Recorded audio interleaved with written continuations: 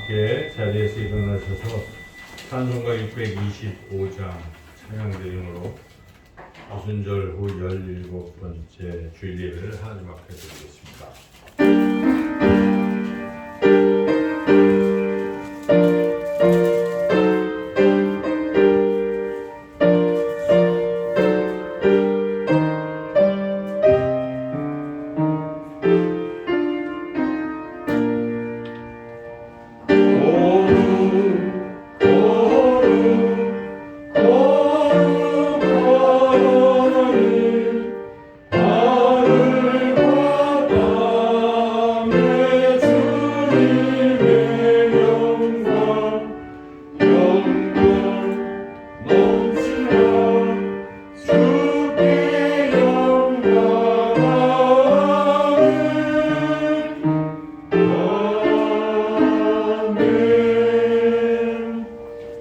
이날은 여호와께서 정하신 것이라. 이날에 우리가 즐거워하고 기뻐하리로다. 여호와여 구하옵나니 이제 구원하소서. 여호와여 우리가 구하옵나니 이제 형통하게 하소서. 아멘.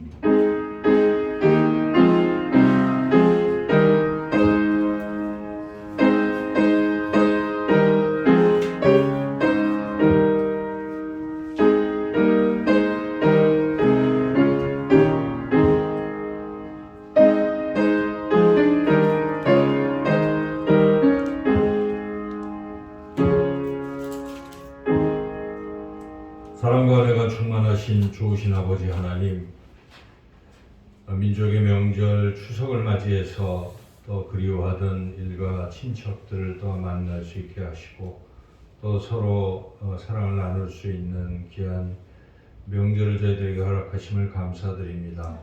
이런 명절 기간 가운데에서도 이렇게 거룩한 주일에 하나님 앞에 나와 또 예배로 영광 돌릴 수 있도록 우리를 인도해 주시는 은혜도 감사를 드립니다. 이 시간 주님 전에 왔사오니 온 마음과 정성을 다해 하나님 앞에 신령과 진정으로 예배 드릴 수 있게 인도하여 주시옵고 하나님 예배를 기뻐 받아 주시옵소서. 예배 드린 우리 모두를 만나 주셔서 하나님의 그 크신 사랑과 은혜를 다시 한번 깊이 깨닫고 더욱더 기쁨으로 충만한 예배의 시간 될 수 있도록 역사해 주시기를 간절히 원하오며 예수님의 이름으로 기도드리옵나이다. 아멘. 찬송가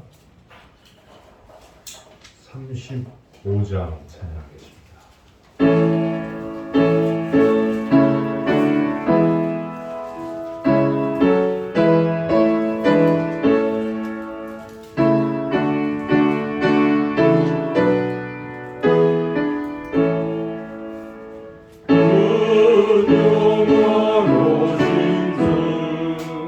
이곳에 오셔서 이 어린 자들과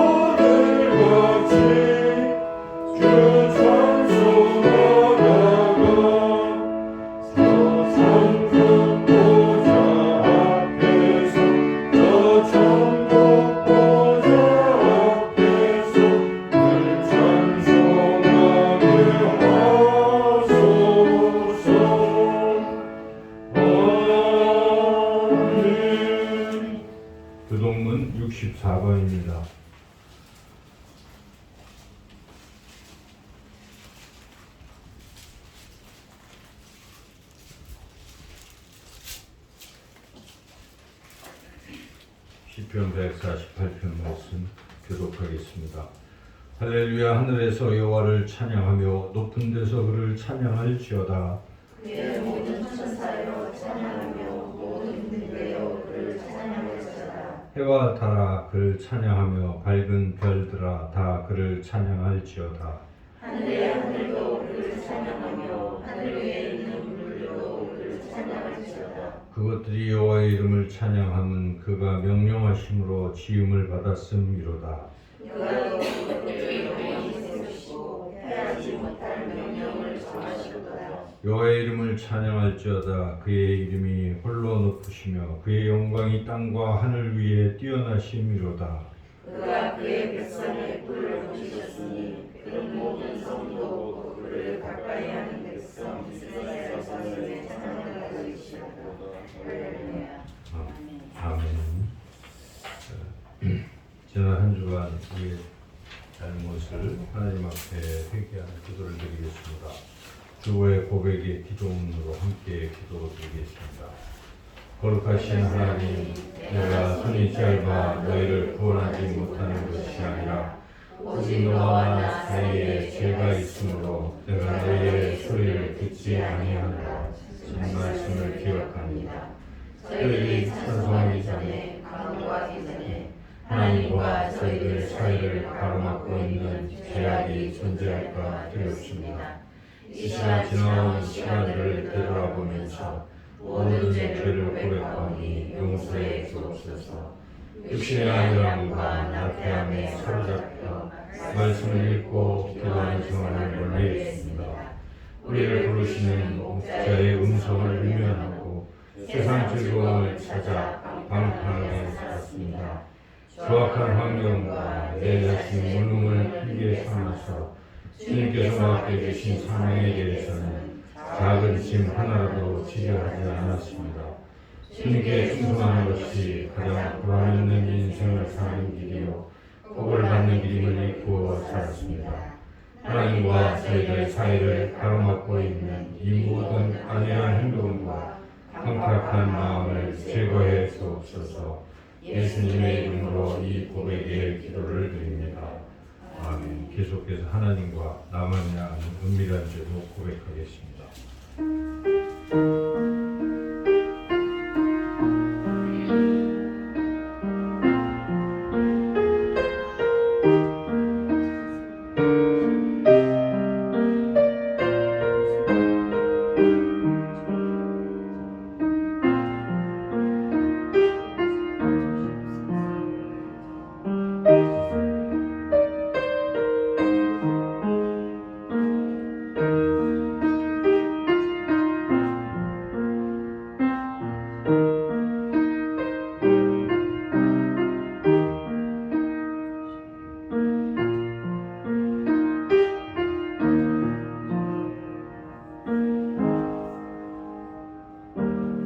내 악이 제하여졌고 내 죄가 사하여졌느니라.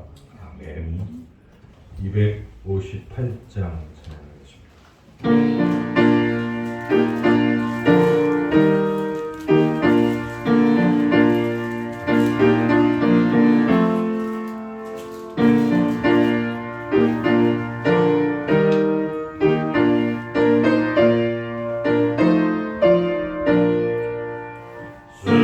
샘물과 같은 고요는 주님의 피로다.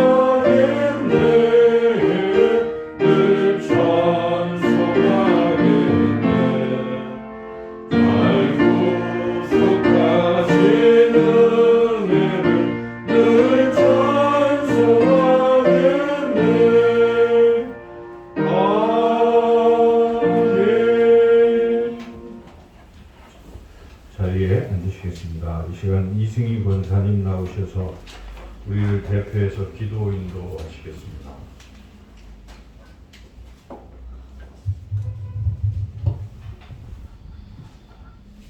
할렐루야. 우리의 생명 되시고 만복의 근원 되시는 하나님 아버지, 하나님이 지으신 모든 것이 선하심을 찬양합니다. 지난 한 주간도 저희를 지켜주시고 동행하여 주심을 감사드립니다. 오늘 예배가 하나님을 높이며 하나님을 만나는 예배가 되게 하여 주시옵소서. 한 주간을 되돌아보면 우리의 허물이 많았음을 고백합니다. 주님의 뜻대로 살지 못하고 우리의 뜻을 앞세워 행동한 것, 겸손하지 못했던 점, 오늘 예배를 통하여 주시는 말씀으로 하나님의 영광을 가진 모든 것들을 회개하게 하옵소서. 하나님 아버지, 우리나라 고유의 명절인 추석 연휴가 시작되었습니다. 2년 가까이 지속되고 있는 코로나19로 인하여 명절임에도 불구하고 사랑하는 가족들과 친지들을 자유롭게 만나기 힘든 안타까운 현실이 지나가고 있습니다. 너무나 힘든 일상을 살아가고 있는 모든 가족들의 마음을 하나님께서 위로하여 주시고 오직 하나님의 은혜로 승리하는 온 가정이 될 수 있기를 간절히 소망합니다. 주님께서 반드시 주님의 때에 주님의 방법으로 코로나19를 종식시켜 주실 것을 믿습니다. 아멘. 모든 성도들을 전능하신 하나님께 순종하면서 간절한 마음으로 기도하게 하여 주옵소서. 교회를 사랑하시고 교회를 통해서 역사하신 하나님, 저희 참된 제자 교회를 기억하시고 지켜주시옵소서. 저희 교회의 어려운 모든 상황 주님께서 아시오니 채워주시고 하나님의 가족으로 서로를 사랑하고 하나 되는 성도들 되게 하여 주시옵고 기도와 말씀으로 무장하여 승리하게 하시고 실족하지 않게 하여 주시옵소서. 오늘 말씀을 전하시는 목사님 성령 충만케 하시고 능력으로 붙드시어 우리의 심령이 새롭게 변화되고 깨닫는 복된 예배 시간이 되게 하여 주시옵소서. 이 모든 말씀 예수님의 이름으로 기도드립니다. 아멘. 예수님 가르쳐주신 주기도문을 함께 드리겠습니다. 하늘에 계신 우리 아버지, 아버지의 이름을 거룩하게 하시며 아버지의 나라가 오게 하시며 아버지의 뜻이 하늘에서와 같이 땅에서도 이루어지게 하소서. 오늘 우리에게 일용할 양식을 주시고 우리가 우리에게 잘못한 사람을 용서하여 준 것 같이 우리 죄를 용서하여 주시고 시험에 빠지지 않게 하시고 악에서 구하소서. 나라와 권능과 영광이 영원히 아버지의 것입니다. 아멘.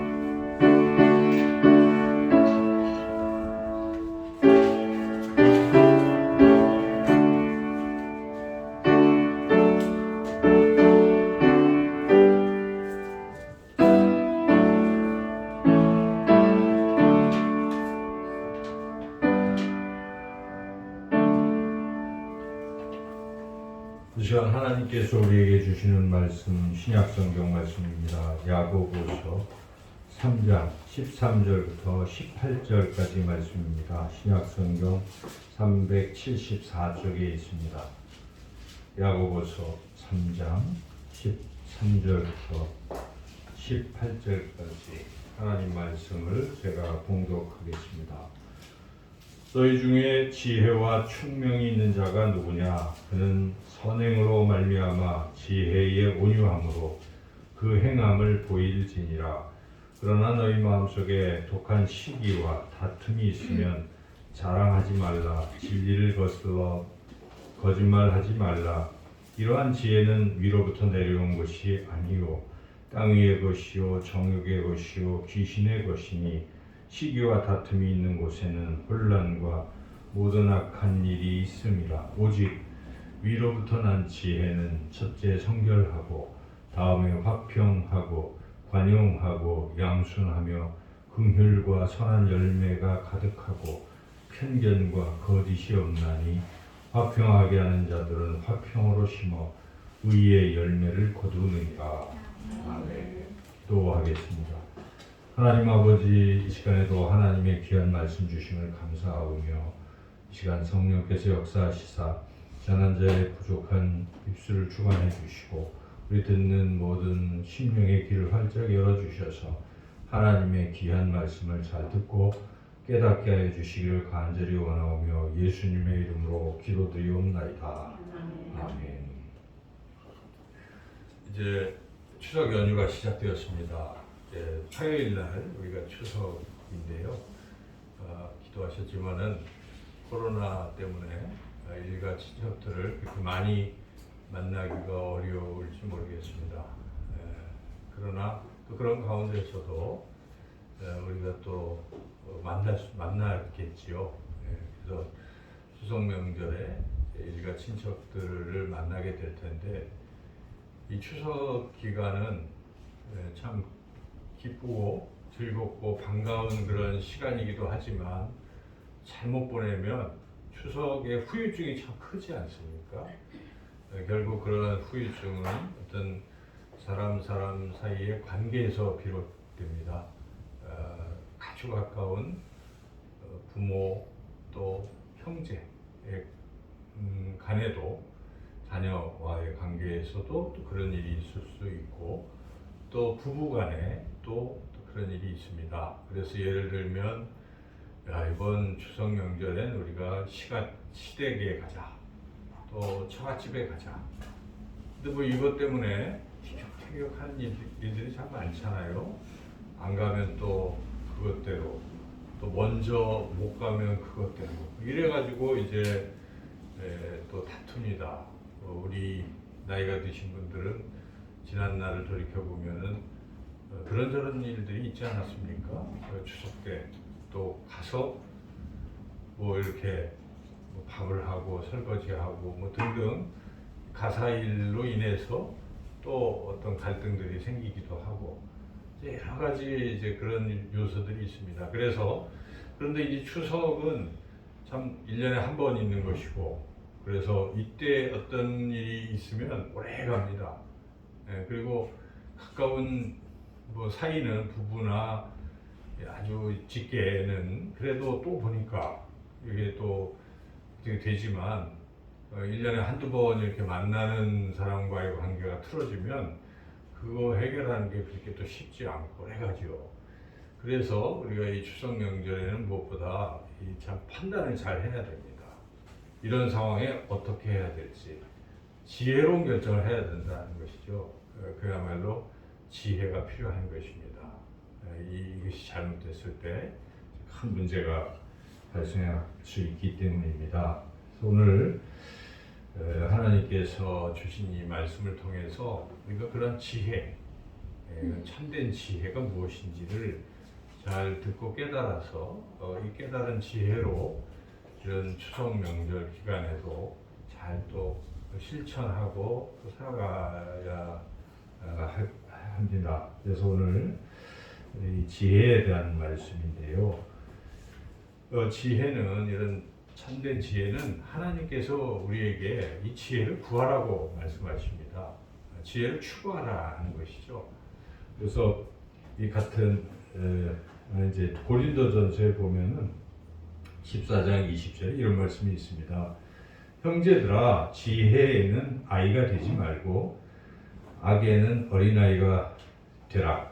지혜에는 장성한 사람이 되라. 그래서 이 말씀은 지혜를 자꾸 구하라는 것이죠. 지혜에서 성장해야 된다는 것입니다. 신앙인은 지혜가 있어야 된다는 것이죠.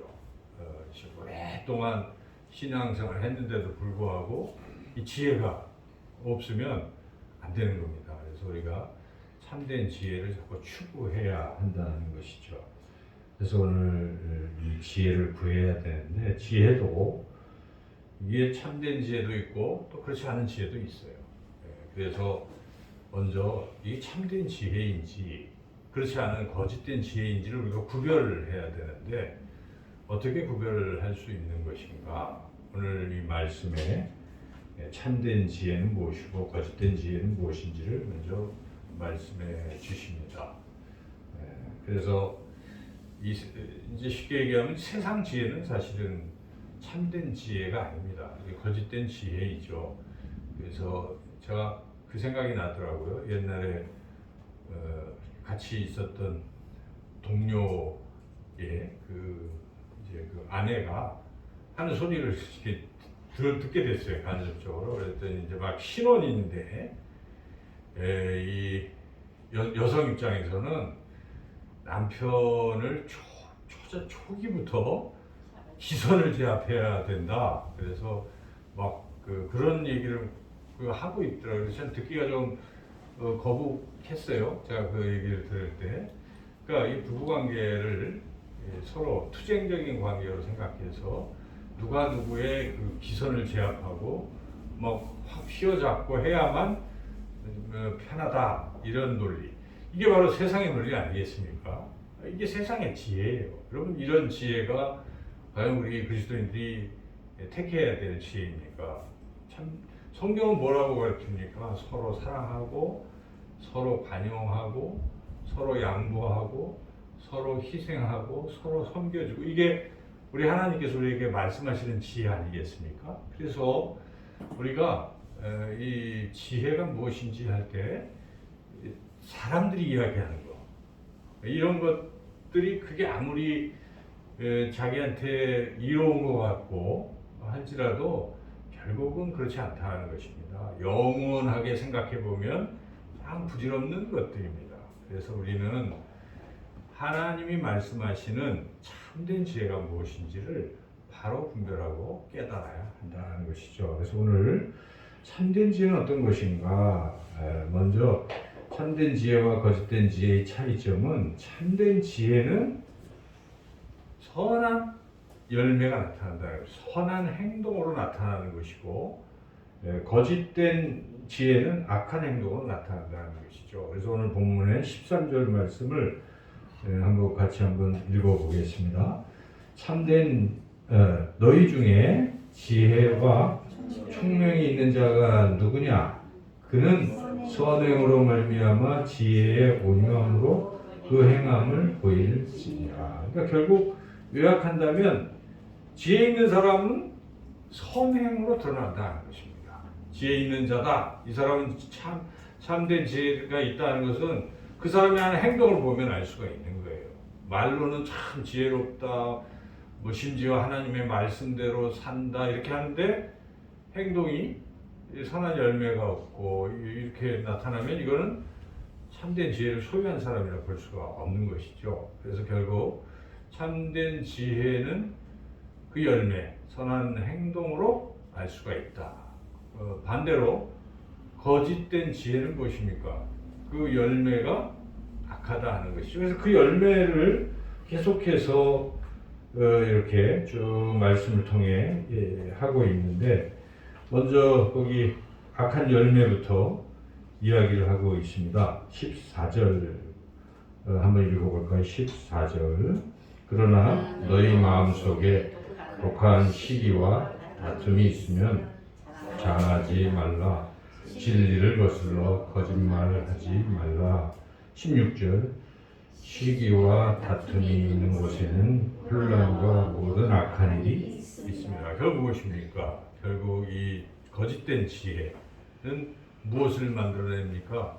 다툼, 혼란, 시기, 싸움, 이런 거 만들어내는 거예요. 그래서 아까 제가 말씀드렸듯이 그 부부간에 그런 세상의 어떤 지혜라고 하는 것은 결국은 그게 되겠습니까? 누가 누구를 어떻게 그렇게 할 수 있겠어요? 사람이 살다 보면 또 나중에 역전됩니다. 그죠?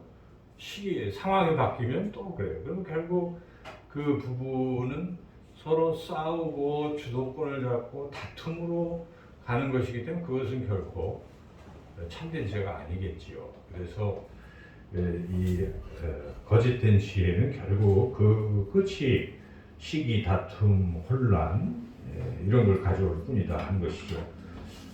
이와 반대로 참된 지혜는 어떤 것을 주는가? 조금 뒤로 가면은 17절과 18절에 나오죠. 같이 한번 읽어보겠습니다.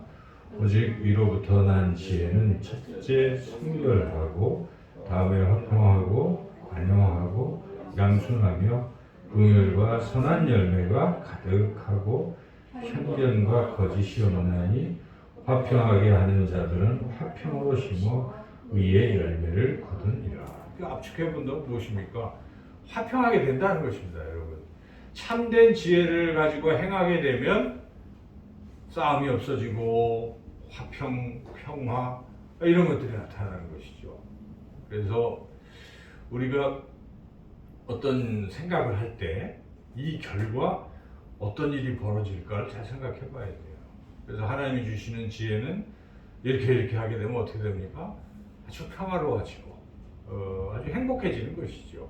그러나 그 반대의 세상 지혜는 이렇게 해버리면 결국은 싸움과 어떤 나쁜 일이 일어난다 하는 것이죠. 그래서 우리가 이 참된 지혜는 결국 이런 선한 열매를 맺는 것이겠구나. 그래서 여러분들이 어떤 말을 하거나 생각을 하거나 이렇게 할 때 이렇게 하면 어떻게 될까? 그 끝이 어떻게 될까를 자꾸 생각해 봐야 돼. 그러면서 이거는 이렇게 하는 게 이게 틀린 거겠다. 이건 참된 지혜가 아니다. 거짓된 지혜다. 이걸 빨리 판단해야 한다는 것이죠. 이제 두 번째로 참된 지혜는 땅의 것이 아니라 땅으로부터가 아니라 위로부터 온다는 것입니다. 참된 지혜는. 그래서 오늘 본문에 그것을 우리에게 말씀하고 있죠. 15절을 또 읽어보겠습니다. 이러한 지혜는 위로부터 내려온 것이 아니요 땅의 것이니 정욕의 것이요 귀신의 것이니. 지금 이러한 지혜라는 것은 거짓된 지혜를 말하는 거예요. 14절에 이렇게 쭉 얘기했던 막 거짓말, 다툼, 미움, 시기, 이런 것들은, 이런 거짓된 지혜는 위로부터 내려오는 것이 아니라 땅에서 온다 하는 것이죠. 그런데 참된 지혜는 어디서 온다고 합니까? 17절에 오직 위로부터 난 지혜. 그렇구나. 참된 지혜는 위로부터 오는 것입니다. 위는 무엇을 말하겠습니까? 하나님을 말씀하는 거예요. 그래서 하나님이 주시는 지혜가 참된 지혜입니다. 그래서 우리 예수님은 지혜라고 하시지 않습니까?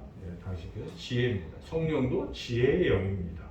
그래서 하나님, 지혜, 모든 지혜의 풍요로우신 분이 하나님이세요. 그러니까 우리가 하나님으로부터 받는 지혜만이 참된 지혜요.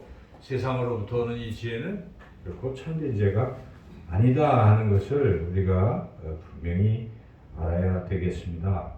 그러면 우리가 하나님으로부터 성부, 성자, 성령으로부터 어떻게 참된 지혜를 받는가? 결국은 하나님의 말씀으로부터 받는 것입니다.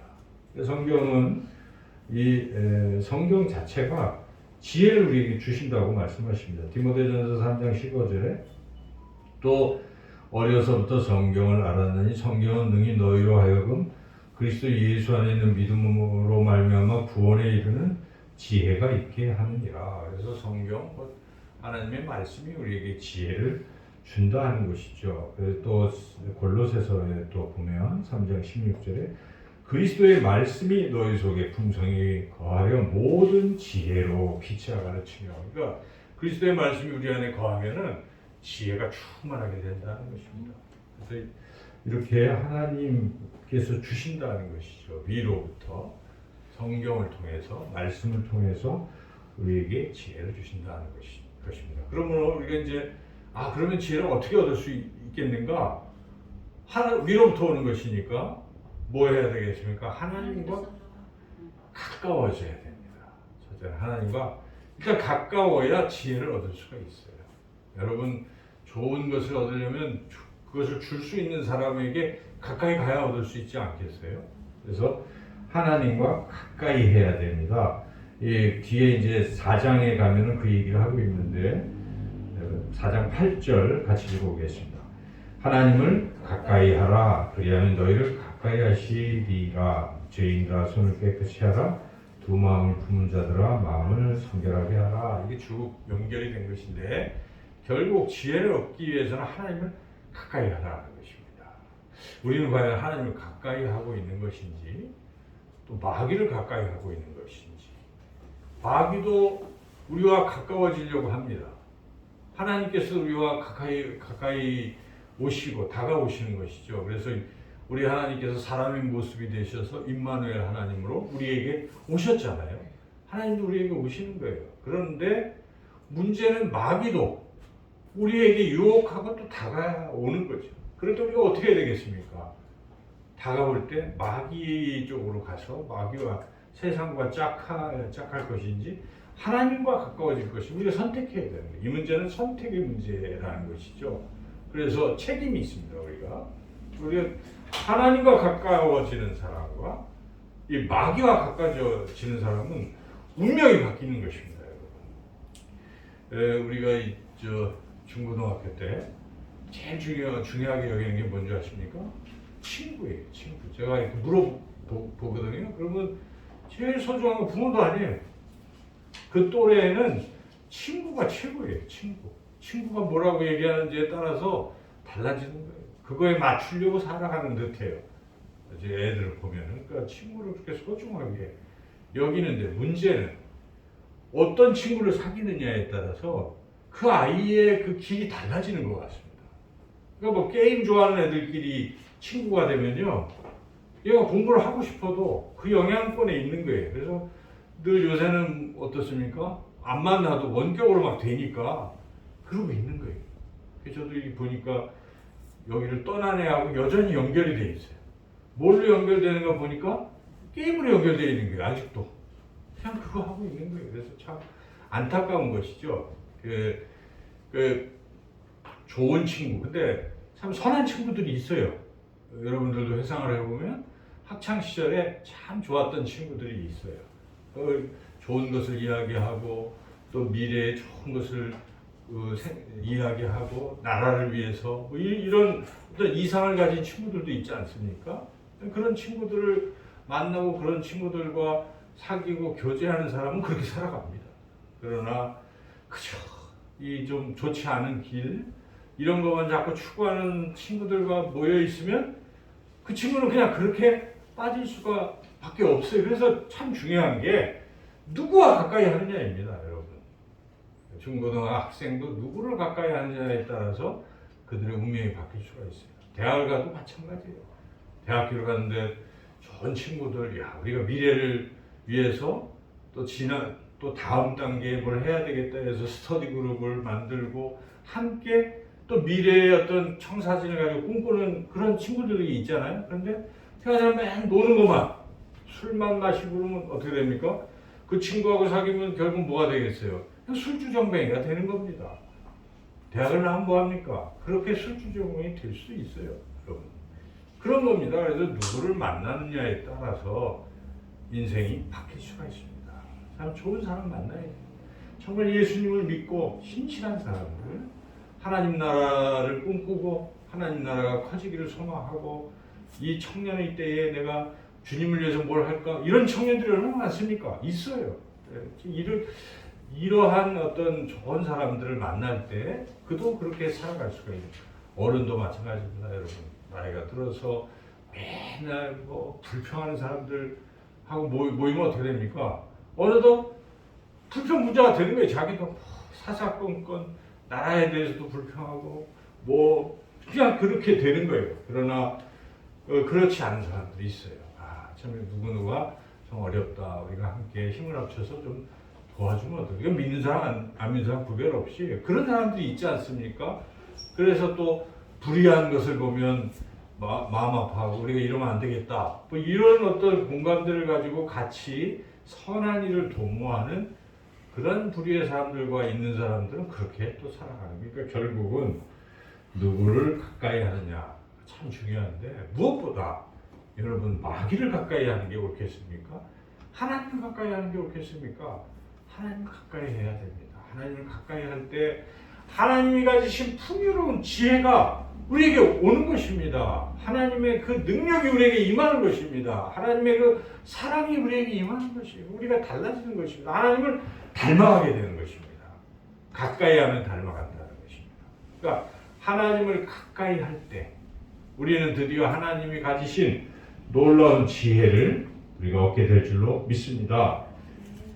이 말씀을 통해서 우리가 하나님의 지혜를 참 얻게 되는데 성경에 보면 누가복음 10장에 보면 마르다와 마리아 이야기가 있지 않습니까? 언니가 마르다고 여동생이 마리아예요. 근데 예수님께서 자기네 집에 오신다는 소식을 들었어요. 근데 마르다도 착해요. 그러니까 예수님 오시니까 그래도 좀 대접하려고 부엌에 들어가서 분주히 이렇게 음식을 준비했어요. 그런데 마리아는 뭘 했습니까? 그것도 중요하지만 예수님과 가까이 있는 게 중요했습니다. 그래서 참 언니한테는 참 미안하고 그렇지만 뭐 하고 있어요? 딱 예수님 옆에 딱 앉아갖고 예수님 말씀만 듣고 있는 거예요. 마르다는 화가 나고 그랬겠죠. 아니 너는 왜 일도 안 하고 그러고 있느냐. 그런데 제일 중요한 거는 우리 예수님께서 뭐라고 말씀하셨는가 참 중요해요. 예수님이 마르다보다도 마리아를 칭찬하신 것입니다. 예수님이 이제 곧 십자가를 지러 가시는 것인데 지금 중요한 건 먹는 게 아니에요. 뭡니까? 주님과 가까이 있는 게 중요한 것입니다. 여러분 똑같아요. 우리 신앙에서도 우리가 분주히 뭔가 주님을 위해서 내가 열심히 뭘 하려고 뭐 할 수 있어요. 그런데 그것보다 더 중요한 것 하나님이 더 관심을 가지시는 건 무엇입니까? 우리가 하나님과 만나고 있는 것입니다. 우리 영성의 문제예요. 신앙의 핵심은요.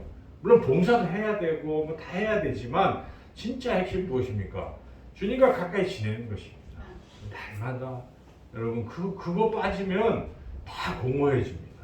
봉사도 참 억지로 껍질뿐이에요. 이 신앙이 잘못된 것입니다. 그래서 제일 중요한 건 하나님과 나의 이런 만남 가까이 지내는 것 이것이 가장 핵심입니다. 그렇게 되면 모든 게 다 해결되는 것입니다. 마음의 기쁨이 밀려오고 또 하나님 놀라운 지혜가 오고 능력이 오는 것이죠. 그래서 삶이 바뀌고 변화되고 형통해지는 것입니다. 그게 복을 받는 원리인데 우리가 이걸 모르고 하나님을 가까이 하는 것을 등한히 해서는 안 된다는 것이죠. 지혜를 얻기 위해서 먼저 하나님을 가까이 하는 저와 여러분이 되시기를 주님의 이름으로 축원합니다.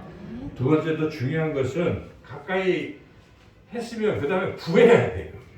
말씀을 드리고 구해야 됩니다. 하나님 다 아시지만 하나님 뭘 보기를 원하시냐면 우리가 구하는 걸 원하십니다. 여러분 그렇지 않습니까? 하나님은 또한 어찌 보면은 우리의 그 자유로움을 인정하고 계세요. 우리가 자녀들에게 자녀들이 어떤 걸 원하는지 다 알아가지고 다 채워주는 부모도 있지만 그래서는 자녀가 이게 좀 제대로 설 수가 없잖아요. 그러니까 자녀가 필요한 것을 이야기도 하고 또 체험도 받고 이런 것이 참 필요하듯이 하나님께서도 우리가 하나님께 이렇게 구하는 것을 원하신다는 것입니다. 지혜도 마찬가지예요. 지혜도 하나님께서 그냥 주신다기보다는 부활하고 말씀하신다는 것이죠. 오늘 이 야고보서에 1장 5절에 유명한 말씀이 있는데 우리가 앞에 1장 5절 말씀 한번 같이 읽어보겠습니다. 너희 중에 누구든지 지혜가 부족하거든 모든 사람에게 후히 주시고 꾸짖지 아니하시는 하나님께 구하라 그리하면 주시리라. 분명히 나와 있지 않습니까? 하나님은 지혜를 구하라고 하시는 거예요. 지혜가 막 뚝 떨어졌다기보다도 구하라고 말씀하시는 겁니다. 그래서 우리가 구해야 돼요. 자, 추석 명절에 이제 사람을 만나잖아요. 누구 만나잖아요. 그때 그냥 아무 생각 없이 떠오르는 대로 마구마구 말하고 마구마구 행동하고 이래버리면 어떻게 되겠습니까? 이게 하나님 지혜가 아닐 수가 있어요. 그때 짧지만 하나님 제가 어떻게 해야 될까요? 저에게 참된 지혜를 주세요라고 여러분들이 입술로 구하는 순간 하나님 주시겠습니까? 안 주시겠습니까? 하나님 주시는 것입니다. 야단치지 않는다, 꾸짖지 아니하신다는 것입니다. 그냥 후히 넘치도록 주신다. 이것이 하나님의 약속입니다. 그래서 우리가 구해야 돼요. 여러분 자녀들이 뭘 이렇게 구할 때 여러분 꾸짖습니까? 자녀들이 구하면 그냥 해주잖아요. 우리 사랑하는 자녀들이 구할 때 그래 알았어. 자기가 능력이 없어도 일단 약속합니다. 해줄게. 그리고 뭐 좀 준비해가지고 해주지 않습니까? 그게 부모의 심정인데 하물며 우리 하나님께서 우리의 아버지 되신 하나님께서 우리 사랑하시는 하나님께서 안 주시겠습니까 여러분? 그러니까 지혜 제일 중요한 거잖아요. 지혜를 구하자는 것입니다. 하나님 이번 특별히 추석 명절에 지혜를 주셔서 이렇게 해서 하나님이 어떤 지혜를 주시면 그 다음에 이제 어떻게 해야 되겠습니까? 마지막으로는 행동으로 실천을 해야 됩니다. 이거 이렇게 하는 게 옳구나 여기까지는 했는데 그 다음에 실천을 안 한다.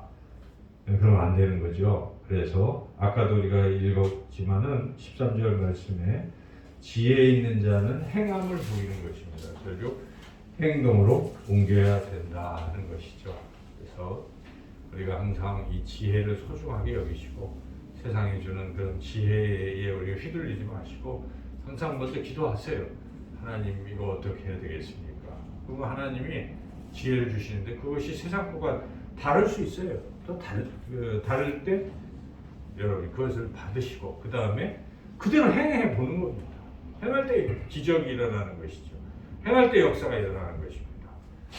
우리가 항상 하나님이 주시는 지혜를 구하시고 하나님과 늘 가까이 계시고 그리고 그 지혜를 실제 행동으로 옮기셔서 이번 추석 연휴도 풍성 행복한 추석이 되시고 또 우리 삶에서도 늘 형통함과 행복함으로 살아가시는 저와 여러분 모두가 되시기를 주님의 이름으로 축원합니다. 하나님 감사합니다. 참된 지혜를 구하며 그 지혜대로 성령의 인도하심으로 지혜를 행하며 살아갈 수 있게 해주시기를 간절히 원하고 예수님의 이름으로 기도드리옵나이다. 아멘. 찬송가 366장 찬양드리며 하나님 앞에 봉헌하겠습니다.